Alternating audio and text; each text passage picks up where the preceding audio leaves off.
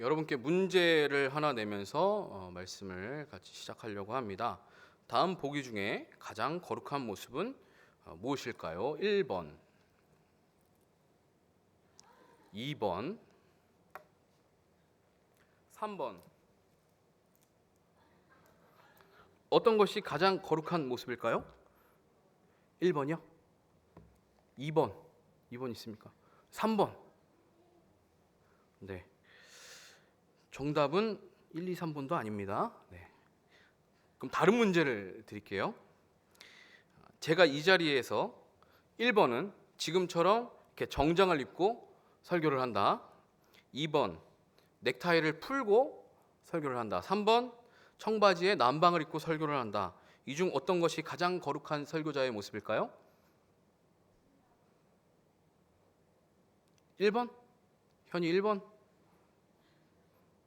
2번 있으세요? 3번 있으십니까? 네. 사실 이것들은요, 거룩함과 전혀 관계가 없습니다. 네. 관계가 없으니까 제가 이렇게 여쭤봤겠죠. 보는 것에 연약한 사람을 위해서, 또 그리고 설교자 자신의 마음가짐을 위해서, 혹은 신앙인 자신의 마음가짐을 위해서 복장이나 겉모습에 신경 쓰는 것이 필요하지만 이것이 거룩함과 직접적인 연관이 있는 것은 아닙니다. 그런데 우리가 거룩함이라는 단어를 듣고 생각을 하면 우리 머릿속에 그려지는 어떤 막연한 그런 이미지가 있지요. 얼굴에서 광채가 나고 나쁜 짓이라고는 단 하나도 하지 않을 것 같은, 그리고 무언가 근엄하고 성경 말씀을 모두 지키는 것, 주일 예배에 한 번도 빠지지 않고 기도를 하루에 10시간씩 하면서 기도하면 모든 문제가 해결받는 그런 삶, 이런 삶을 거룩한 삶이라고 할까요? 근데 우린 그런 막연한 이미지가 거룩한 삶이라는 단어를 들었을 때 그려지는 것 같습니다. 그러면서 동시에 거룩함이라는 것은 나와는 굉장히 거리가 먼, 내가 이르기 어려운 수준의 어떤 무언가라는 생각이 들게 됩니다. 제가 예전에 이제 제자 훈련을 받았을 때 성경 구절을 하나 말씀을 뽑은 적이 있었는데요. 그게 구약 말씀이었는지 신약 말씀이었는지, 오늘 이 본문 말씀이었는지는 정확하게 기억이 나지 않지만 내가 거룩하니 너희도 거룩하라라는 그 말씀이었습니다. 어쨌든 이 말씀을 그달의 말씀으로 제가 이제 뽑으면서 이 말씀을 뽑고 나서 한참을 고민했던 기억이 있습니다. 내가 어떻게 거룩해지지? 내가 거룩하니 너희도 거룩하라라고 말씀하셨는데 내가 어떻게 하면 도대체 거룩해질 수 있을까라는 고민을 하게 됐습니다. 앞에서 언급했던 그런 삶의 모습, 그림들이 제 삶에서는 잘 그려지지 않았기 때문입니다. 그러면서 성품 노트라는 걸, 성품 공부를 하게 되었었는데요. 성품 공부가 뭐냐면 성경에 나타난 그 하나님의 성품 중에서 한 가지 성품을 선택을 해서 본문을 정하고 어떤 성경을 통해서 그것을 발견할 건지 정하고, 그 성품에 관한 단어가 나올 때마다 직접적으로 뭐 그 단어가 나오든지 간접적으로 나오든지 그 단어가 나올 때마다 그 구절을 적고 어떤 내용인지를 이제 분석하고 파악해보는 그런 공부였는데요. 그래서 그때 거룩함의 성품을 제가 선택해서 공부했던 기억이 있습니다. 그래서 하나님의 거룩함을 공부하면 내가 거룩해지지 않을까라고 생각하고 했는데 딱히 뭐 그렇진 않더라고요. 그렇게 거룩해지지 않았습니다. 예나 지금이나 뭐 여러분도 저를 보시면 아시겠지만 일반적으로 생각하는 거룩함의 모습과는 굉장히 거리가 먼 삶을 살고 있습니다. 고개 끄덕이시는 분들은 뭐죠? 네.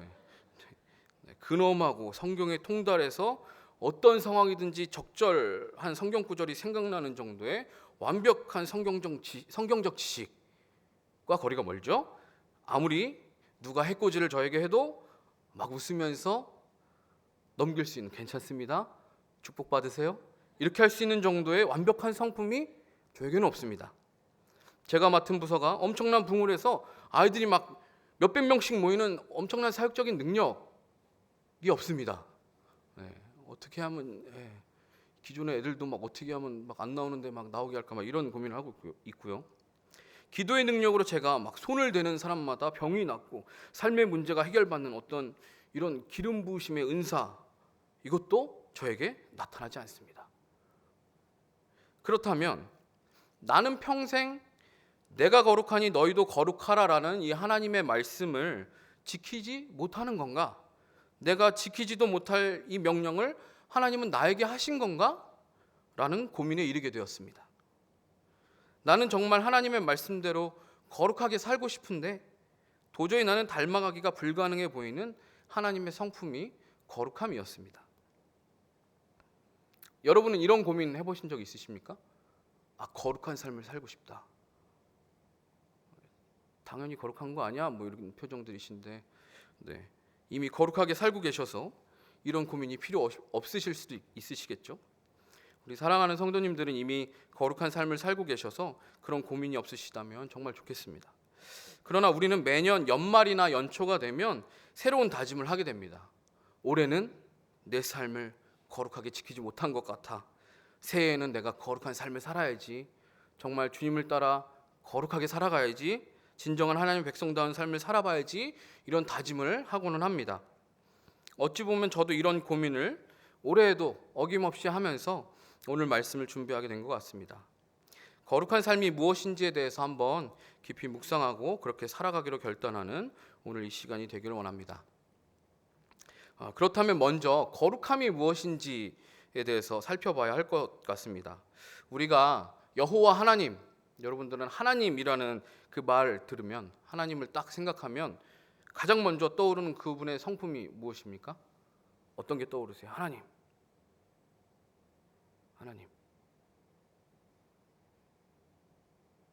네, 별로 없으신가 봐요.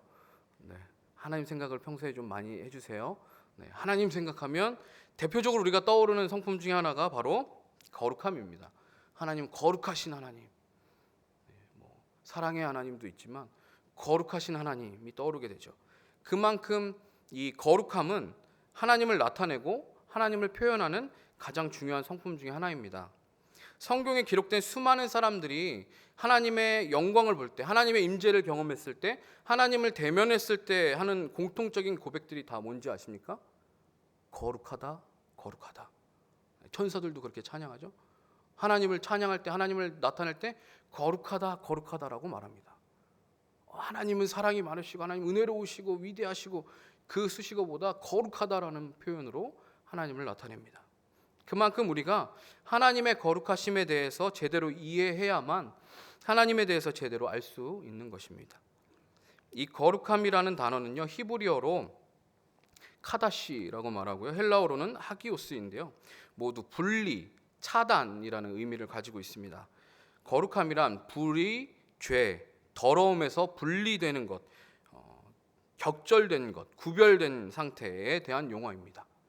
그리고 성경에서는 하나님과의 관계에 있어서만 해당되고 이해되는 용어입니다. 하나님을 떠나서는 거룩함이라는 단어가 쓸 수가 없는 것이죠. 오직 하나님만이 거룩하신 분이십니다.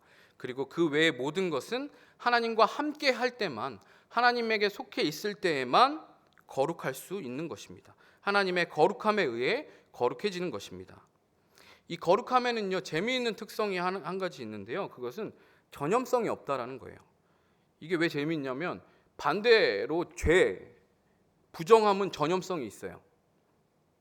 그래서 제사장들이 어떤 정결 예식 같은 것들이 성경에 나와 있는 걸 보면 부정한 것, 즉 시체 이런 것들에 접촉을 하게 되면 그 사람도 부정해져서 자신을 정결하게 해야 합니다. 그러나 반대로 제사장처럼 하나님이 거룩하게 이제 지정하신 사람들, 그 거룩한 사람들이 거룩하지 않은 사람들과 접촉을 하게 됐을 경우에는 그 사람도 거룩해져야 되는 건데 거룩해지지가 않아요. 거룩함은 전염성이 없어요. 거룩함은 오직 하나님으로부터만 나오는 것입니다. 하나님께서 직접 지정하시고 하나님과 직접 연관이 있을 때에만 해당이 되는 것이 거룩함입니다. 성경을 보면 거룩함은 어떤 장소, 날짜, 어떤 의식, 계절에 관련돼서 표현되는 때도 있어요.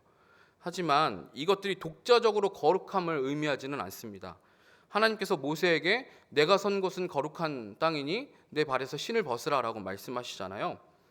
그것도 그 땅 자체가 거룩하기 때문에, 그 땅 자체가 뭔가 특별하고 대단해서가 아니라 하나님이 그곳에 임재하셨기 때문에 그곳이 거룩한 땅이 되어서 하나님이 거룩하다고 말씀하시는 것이었습니다. 창세기 보면 하나님께서 일곱째 날 안식일에 복을 주셔서 거룩하게 하셨다라고 기록합니다. 안식일이 거룩한 것은 그날 자체에 무슨 특별한 우주의 기운이 있어서가 아니라 하나님께서 그렇게 구별하시고 지정하셨기 때문에 거룩한 것입니다. 레위 지파와 제사장들이 거룩한 것은 그들이 무엇인가 뛰어나고 특별해서가 아니라 하나님께서 그들을 구별하여서 세우셨기 때문에 그들이 거룩한 사람들인 것입니다. 성전을 우리가 성전이란 말 자체가 거룩한 집이라는 의미잖아요. 거룩한 장소로 부르는 이유도 거룩하신 하나님을 예배하는 목적 때문에 우리가 거룩하다라고 말할 수 있는 것입니다. 이렇게 하나님과의 관련에 있어서만 거룩함이 성립될 수 있습니다. 그러므로 예수 그리스도로 구원받은 우리도 하나님께서 세상과 구별하여서 거룩한 당신의 백성으로 부르신 것이기 때문에 거룩한 자들 해서 성도라고 칭함받고 있는 것입니다. 우리가 대단해서가 아니고 우리가 내세울 어떤 의로움이 있어서가 아니고 오로지 하나님의 전적인 은혜, 예수님의 보혈의 공로에 의지해서 우리가 거룩한 자로 칭함받는 것입니다. 우리가 예수님을 구주로 믿고 고백할 때에만 구원받고 거룩한 백성으로 구별되게 되는 것입니다. 그렇다면 왜 우리는 거룩해야 할까요? 왜 우리는 거룩한 삶을 살아야 할까요? 어찌 보면 매우 당연한 결론이 오늘 우리가 읽은 본문에서 나옵니다. 오늘 우리가 읽은 본문인 베드로 전서는요, 외부에서 오는 여러 가지 시련에 직면했던 성도들을 격려하기 위한 목적으로 베드로가 기록한 서신입니다. 베드로는 우리가 읽은 이 1장 후반부와 2장 앞부분에서 거룩한 삶을 살아야 하는 성도들의 정체성에 대해서 제시하고 있습니다. 이 베드로는 성도들이 거룩한 삶을 살아야 한다는 그 권면의 근거이자 가장 중요한 이유로 우리를 부르신 하나님이 거룩하신 분이시기 때문임을 말씀하고 있습니다. 오늘 말씀에 이제 나와 있는 그 말씀은 레위기서 11장 44절의 말씀을 인용한 구절인데요. 이것을 원어상으로 번역하면 너희는 거룩하라. 왜냐하면 내가 거룩하기 때문이다 라고 번역할 수 있을 것입니다. 사람은 당신의 형상대로 인간을 창조하신 하나님을 닮아서 거룩해야 하는 것입니다. 너무나 당연하게도 이 말씀에 나오는 것처럼 너무나 단순하고 당연하게도 하나님께서 우리에게 거룩하라라고 명령하셨기 때문에 우리는 거룩해야 하는 것입니다. 내가 거룩하니까 내가 창조한 너희도, 내가 구원한 너희도 거룩해야 된다라고 하나님은 말씀하십니다. 그리고 우리는 하나님의 아들 예수 그리스도를 통해 구원받은 자들입니다. 우리가 이전에는 사망에 속한 자들이었지만 이제는 예수의 핏값으로 대속함을 받은 자들이기 때문에 이제는 나의 삶이 나의 것이 아닙니다.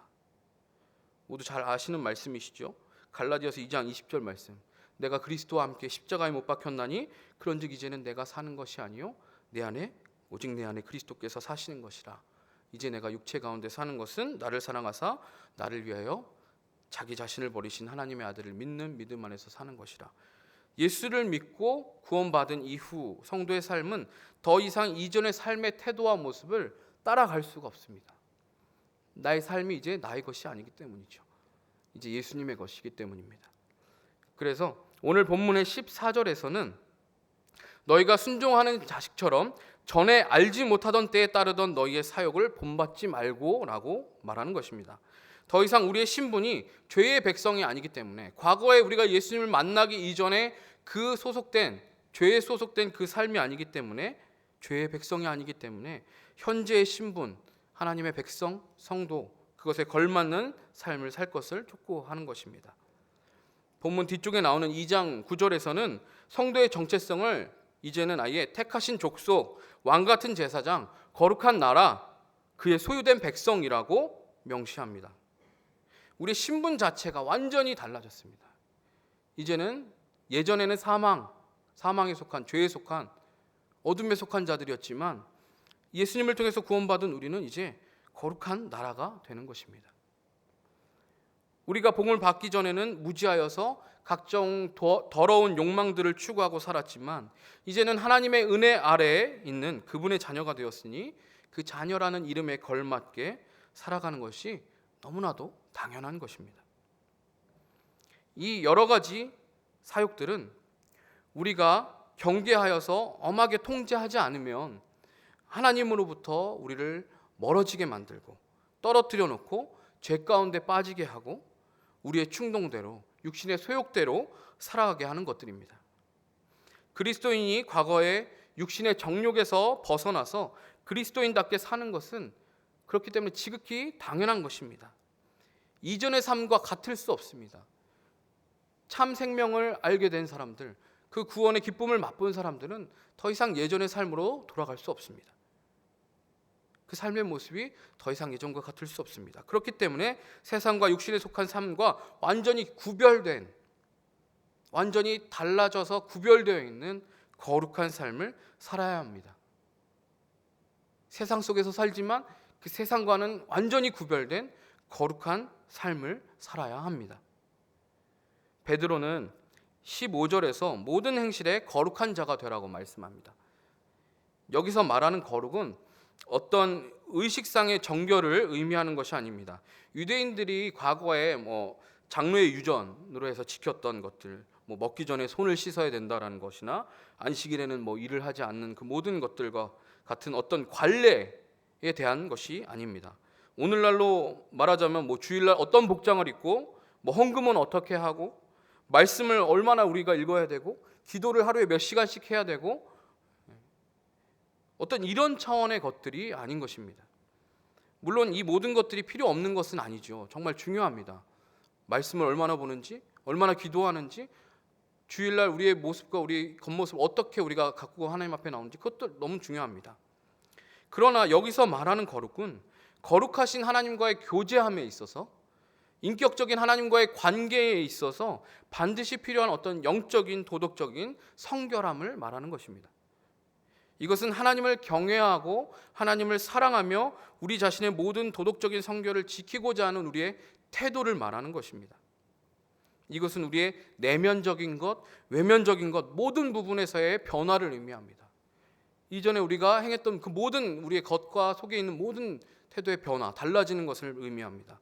단지 우리가 내면적으로 하나님의 그 구속의 은혜로 거룩하게 된 어떤 존재론적인 변화에만 그치지 않습니다. 일상적인 우리 삶의 모든 행동에서 비롯되는 행실, 그것 또한 변화되어야 하는 것입니다. 그것이 우리의 실천적인 부분들이죠. 우리의 존재론적인 변화와 더불어서 행실까지도 변화되어서 거룩한 자녀의 신분에 합당하게 살아가는 것이 바로 하나님께서 우리에게 요구하시는 거룩한 삶인 것입니다. 베드로는 이러한 변화된 행실, 성도의 구체적인 거룩한 삶의 태도들을 2장 11절에서부터 3장 12절까지 언급하고 있습니다. 이런 구체적인 삶의 태도들은 물론 각 시대와 상황을 반영하고 적용해서 지켜나가야 하는 말씀들이죠. 그러나 오늘은 그 세세한 부분들을 다 다루기보다는 조금 더 본질적이고 포괄적인 우리는 어떻게 거룩함을 유지할 수 있는가, 거룩한 삶을 우리는 어떻게 이어갈 수 있을까에 대해서 나누고자 합니다. 우리는 어떻게 거룩해지고 그 거룩함으로 살아갈 수 있는가는 먼저 마음의 허리를 동이고 근신하는 것입니다. 13절 말씀, 먼저 마음의 허리를 동이고 근신하는 것입니다. 13절에서 허리를 동인다라는 이 말은요, 의복을 허리띠로 조이고 단단히 어떤 태세를 취하는 것, 금방이라도 무엇인가를 하고자 하는 어떤 그 태세를 준비하는 것, 그것을 의미합니다. 구약에서 유월절 그 사건에 보면 어린 양의 고기를 먹을 때 그냥 먹지 않죠. 허리띠를 동이고 언제든지 모세의 명령이 떨어지면 애굽을 떠날 준비를 했던 그 모습과 같은 모습입니다. 그러나 그리스도인들은 육신의 허리띠가 아니라 마음의 허리띠를 동이고 모든 순간 긴장된 자세로 하나님의 음성에 귀 기울여야 하는 것, 그것을 말하는 것입니다. 베드로는 주위의 핍박과 혼란한 상황으로 인하여서 자신이 가진 신앙이 흔들리거나 사단이 틈타서 넘어뜨릴 여지를 줘서는 안 된다는 그런 의미로 성도들에게 허리를 동이고 근신하라라는 이 표현을 한 것입니다. 자, 앞에서 거룩함은 하나님으로부터 나온다고 했습니다. 하나님과의 관계 안에서 우리는 거룩해질 수 있다고 했습니다. 우리가 거룩함을 유지하고 거룩함으로 살아가려면 끊임없이 하나님 안에서, 그리스도 안에서 거해야 합니다. 하나님께 우리가 온전히 속한 자가 되어야 합니다. 우리는 마음의 허리를 동이고 근신하며 내가 지금 하나님께 속해 있는지, 하나님을 떠나서 세상에 발걸음하고 있지는 않은지 철저하게 점검하고 돌아봐야 합니다. 내가 지금 어느 위치에 있는가, 내 삶이 어느 방향으로 지금 걸어가고 있는가를 끊임없이 우리의 마음의 허리를 동이고 찾아보고 돌아봐야 합니다. 하나님의 음성에 늘 귀 기울이고 세속적인 어떤 우리의 욕구로부터 내 자신을 지키도록, 또 영적인 나태함에 빠지지 않도록 깨어 있어야 합니다. 그것이 우리의 거룩함을 지키는 첫 번째 핵심입니다. 오늘날 한국 사회에서 우리에게는 핍박이 없습니다. 예수를 믿는 일에 생명을 담보로 할 일이 거의 없죠. 그러나 우리에게는 훨씬 더 치밀하고 무서운 유혹들과 거짓 속삭임이 다가오게 됩니다. 그중 가장 대표적이고 치명적인 유혹을 저는 분주함을 가장한 영적 나태함으로 꼽고 싶습니다. 오늘날 그리스도인들이 분주함을 핑계로, 바쁨을 핑계로 자꾸만 자기 자신과 타협하려고 합니다. 하나님과의 친밀함을 누리는 그 시간을 분주함을 핑계로 포기해버리고 타협해버립니다. 하나님과의 친밀함을 누리는 그 시간을 그 어떠한 것보다 가장 우선순위로 삼고 놓치지 말아야 함에도 불구하고 우리는 그 시간을 쉽게 포기합니다. 대표적으로 예배 시간이 될 수 있겠죠. 물론 사정이 생기면 예배를 못 드릴 수도 있습니다. 그러나 반대로 하나님을 만나는 그 예배의 자리를 내가 지키기 위해서 과연 우리는 얼마나 치열하게 싸우고 있습니까? 지금 지구 반대편에서는 예배를 드리는 것, 그 순간을 위해서 목숨을 걸고 예배를 드리는 자들이 있습니다. 그런데 우리는 오늘 이 시간 예배를 드리기 위해서 얼마나 치열하게 싸우고 있고, 이 예배 자리를 지키기 위해서 내가 얼마나 많은 노력과 희생을 하고 있는지 돌아봐야 할 것입니다. 한국 사회의 특징이 그러하지만 시간이 지날수록 분주해지고 모든 것이 바빠지는 것이 특징입니다. 세월이 흐를수록 막 점점 한국 사회가 더 빠르게 흘러가죠. 외국에 나가 보면요, 처음에 저를 보고 그래요. 곤니찌와 그래요. 일본 사람 아니라고. 그러면 니하오마 그래요. 중국 사람도 아니에요. 그러면 빨리빨리 그래요. 한국 사람을 대표하는 단어는 빨리빨리입니다. 빨리빨리는 다 알더라고요. 이제 요 근래에 불과 몇 년 전에 나갔을 때는 강남 스타일 얘기하면 다 알아듣더라고요. 근데 한국 사람을 대표하는 단어가 빨리빨리예요. 그만큼 한국 사람들은 무엇인가 굉장히 분주하고 바삐 움직이고 빠르게 움직이고 있습니다. 제가 청소년부 우리 아이들을 신방하는데요, 우리 청소년부 아이들을 신방하는 이유는 단순합니다. 아이들과 친해지고 싶어서요. 아이들과 친해지려고 신방을 하는데요, 1년에 한두 번 신방하는 걸로 물론 깊은 사귐까지 갈 수는 없지만 신방을 통해서 그 깊은 사귐의 발판을 만들려고 아이들을 만나는 것입니다. 그런데 꽤 많은 친구들이 제가 신방해야 되니까, 만나야 되니까 언제 시간 되니라고 물어보면 시간이 없대요. 왜? 바빠요 라고 그래요. 네가 바빠? 물어보면 학원도 가야 되고요. 바빠요. 그래요. 저를 안 만나려고 거부하는 친구들이 말하는 대부분의 핑계는 바쁘다라는 이유입니다. 물론 실제로 워낙 학원을 많이들 다니니까 만나기가 어렵기는 해요. 네, 학부모님들 잘 들어주세요. 사역자가 신방을 하고 싶은데 애들이 바빠서 못 만난다고요. 네, 좀 여유를 좀 주세요, 애들한테. 네, 제가 신방을 할 수 있게. 그러니까 아이들이 워낙 바쁘니까 사실 실제적으로 물리적으로 시간이 잘 안 나기는 합니다.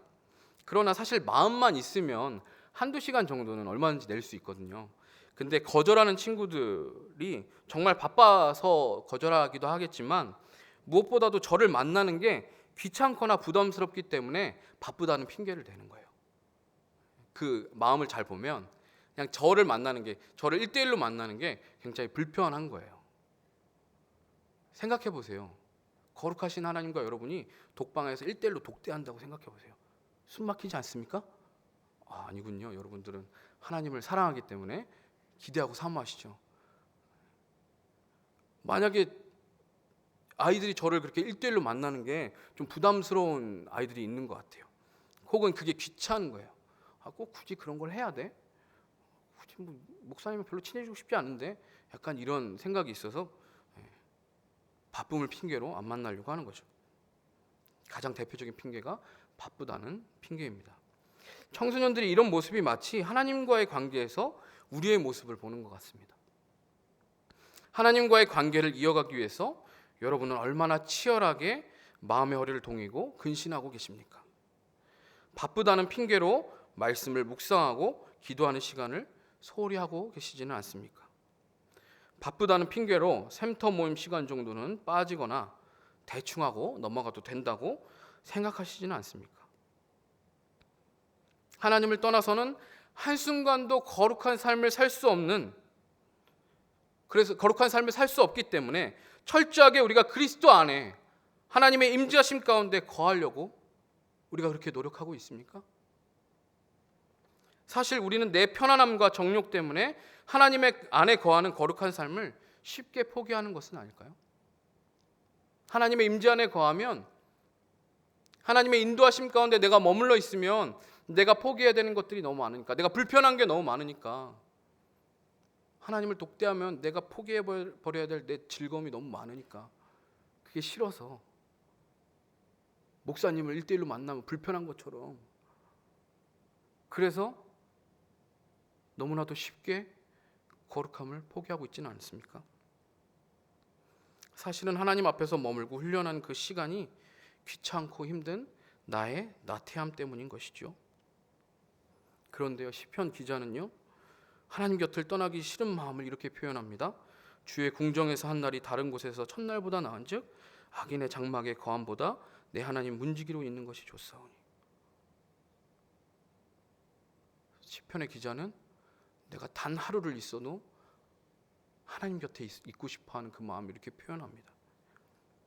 주의 궁정에서 보내는, 그냥 문지기로 내가 그 문 앞에 서 있는 것만으로도 악인의 장막에서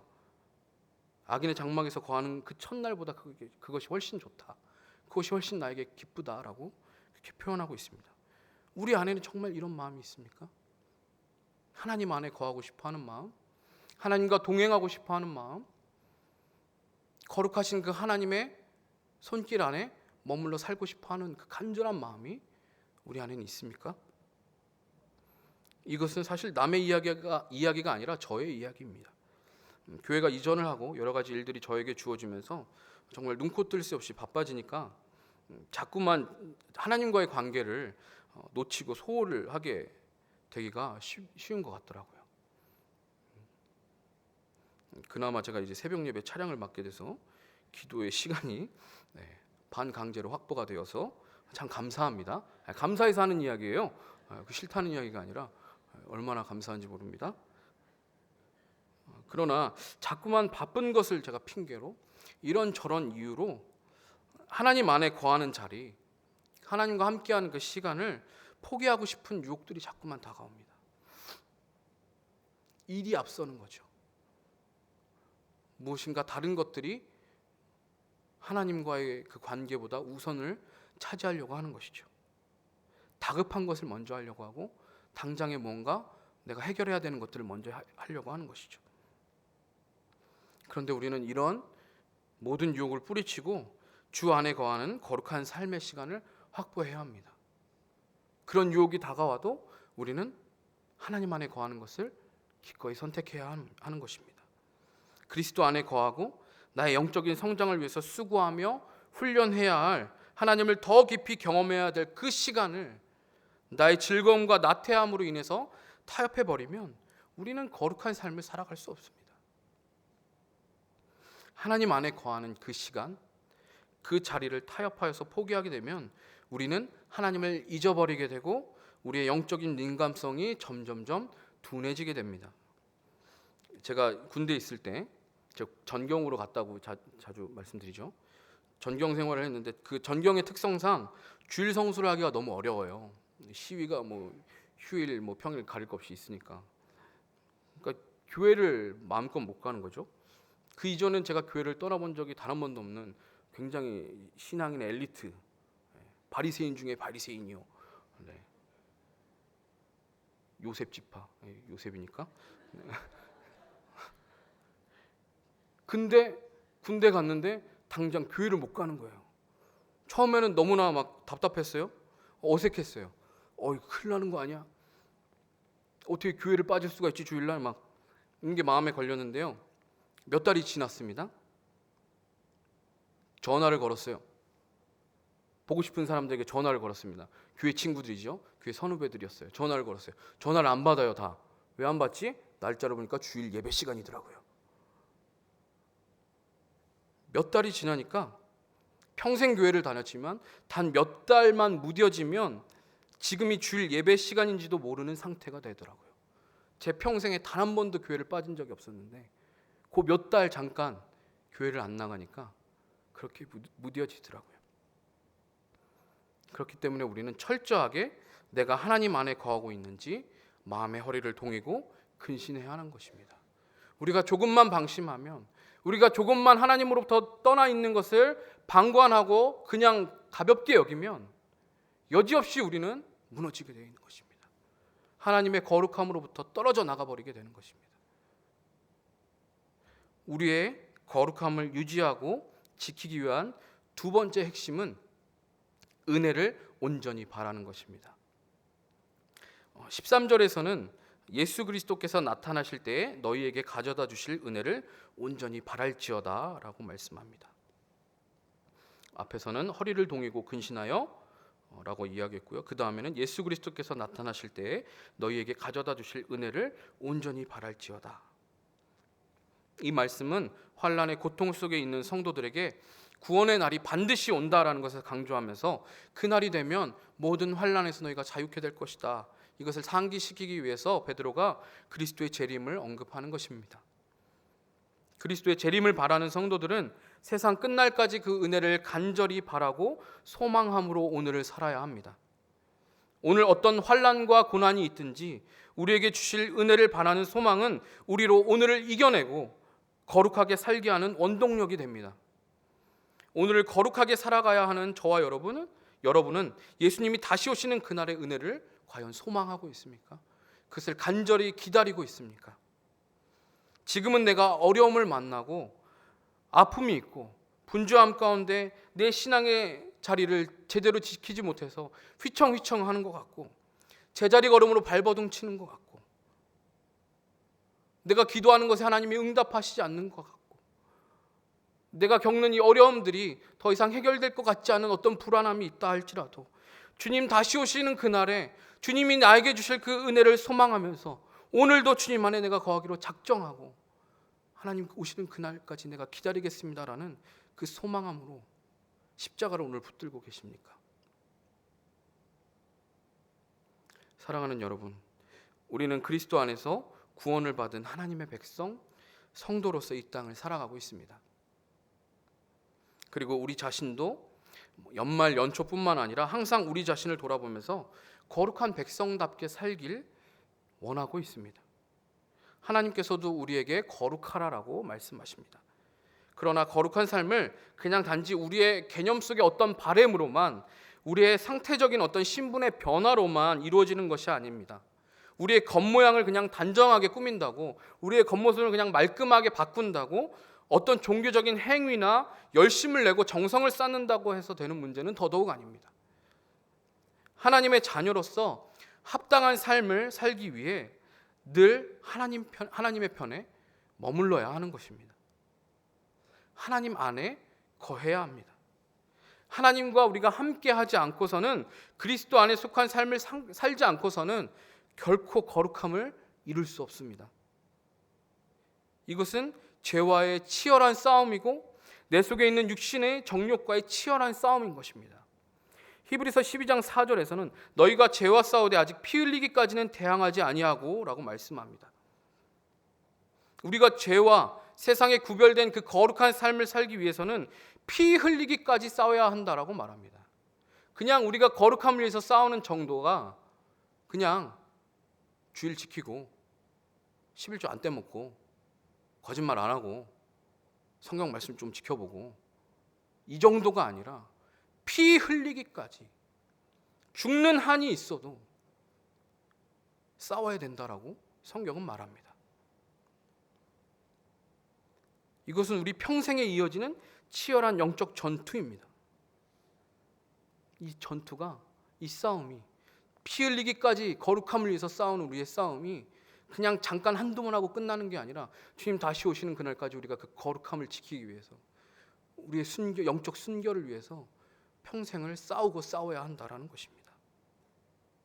그런데 오늘날 우리는 너무나도 쉽게 이 싸움에서 패배하고 오히려 쉽게 그냥 백기를 들고 있습니다. 너무나도 쉽게 과거의 우리의 소욕을 쫓아가고 있습니다. 철저하게 하나님께 속한, 성령에 속한 삶을 택하지 않고 나의 바쁨, 나의 편안함과 유익을 핑계로 하나님 안에서 거하지 않고 있습니다. 너무나도 쉽게 타협하고 너무나도 쉽게 포기하고 패배를 선택해버립니다. 오늘 베드로전서의 말씀은 우리가 하나님 안에 거하고 하나님과 동행하는 삶을 살기 위해서 허리를 동이고 근신하며 깨어 있어야 한다라고 말씀합니다. 예수님께서 다시 오실 때에 가져다 주실 은혜를 온전히 바라라라고 말씀합니다. 주님 다시 오시는 그날까지 놓치지 말고 계속해서 그 은혜를 소망하고 바라보라고 말씀합니다. 소망을 주님께 두고 오늘을 살아갈 수 있는 저와 여러분 되길 바랍니다. 주님 다시 오시는 그날까지 우리의 안일함, 우리 마음의 안일한 그 태도를 버리고 믿음으로 살아갈 수 있게 되길 바랍니다. 허리를 동이고 근신하면서 깨어서 오늘도 내가 예수 안에 있는지, 잠깐 방심한 그 사이에 내가 또 세상의 소욕을 쫓아 그곳으로 가고 있지는 않은지 철저하게 돌아보고 예수님과 동행하고 있는지 점검하고 또 점검하는 저와 여러분 되길 소망합니다. 피 흘리기까지 거룩함을 위해서 싸우다 보면 때로는 그 십자가를 바라보며 따라가는 길이 힘들고 지치기도 할 것입니다. 계속 싸워야 되는데 얼마나 힘들겠습니까? 적당히 타협하고 적당히 그냥 포기하면 너무나 쉽죠. 편하죠. 하지만 피 흘리기까지 거룩함을 위해서 싸운다는 것은 너무나도 힘들고 괴롭고 어려운 일입니다. 우리가 그렇게 거룩함을 위해서 피 흘리기까지 싸우다 보면 지치기도 하고 힘들 때가 있을 것입니다. 하지만 그때 우리는 십자가를 바라보면서 따라가는 길이 힘들고 어려울지라도 예수님 다시 오시는 그날 우리에게 주실 그 은혜를 소망하며 그것을 끝까지 붙잡고 오늘 살아갈 힘을 얻게 되는 것입니다. 끝이 보이지 않는 것 같아서 마음이 아프고 고통스럽고 많은 희생과 포기가 따라야 할 때도 있을 것입니다. 그러나 주님께서 다시 오시는 그날 가져다 주실 그 놀라운 은혜를 우리가 함께 소망하면서 온전히 끝까지 바라면서 거룩함을 지켜가는 저와 여러분 되길 간절히 부탁드립니다. 그래서 오늘 이 말씀을 계기로 우리의 삶의 거룩함을 한번 돌아보셨으면 좋겠습니다. 나는 과연 거룩함을 위해서 얼마나 치열하게 싸우고 있는가? 나는 거룩한 삶을 살고 있는가? 나는 지금 하나님께 속해 있는가? 하나님의 편에 서 있는가? 그것을 날마다 마음의 허리를 동이시고 근신하여서 주님의 은혜를 바라보면서 달려가시는 저와 여러분 되길 간절히 부탁드립니다.